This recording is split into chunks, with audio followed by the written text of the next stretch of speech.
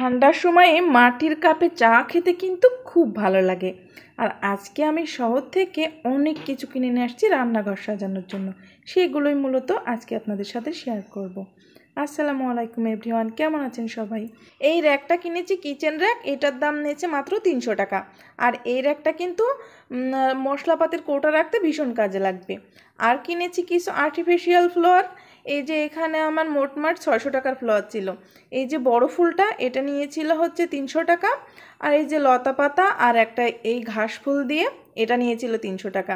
মোটমাট 600 টাকা। তাহলে রান্নাঘরটাও কিন্তু দারুণ লাগবে, তাই না? মনে হবে বাগানে বসে রান্না করছি। আর রান্নার জায়গাটা সুন্দর না হলে কিন্তু ভালো লাগে না। মোস্ট ইম্পর্টেন্ট, এই যে চায়ের কাপ দেখালাম, এই দুটো নিয়েছিল 50-50 100 টাকা। আর এই বাটিটা নিয়েছিল 180 টাকা। আর কিনেছিলাম ভাপা পিঠা, তো খেতেই হবে, শীত এসেছে। ভাপা পিঠার কিছু জিনিসপত্র, এগুলো আমার 100 টাকার ভিতর হয়ে গেছিলো। আর এই যে আমি কিনেছি হচ্ছে বাটাবাটি করার জন্য, ভর্তা করার জন্য একটা বাটনি, এটা নিয়েছে 150 টাকা। মাট কিন্তু আমার 850 টাকার ভিতরে অনেকগুলো জিনিস হয়ে গেছে। কিছুদিন আগে রান্নাঘরের একটা সাজানোর ভিডিও দিয়েছিলাম, সেটাই আপনারা অনেকেই কমেন্টস করেছেন যে জিনিসগুলোর দাম কত, তাই আজকে জানিয়ে দিলাম। তো ভিডিওটি ভালো লাগলে লাইক কমেন্ট শেয়ার করবেন। ধন্যবাদ।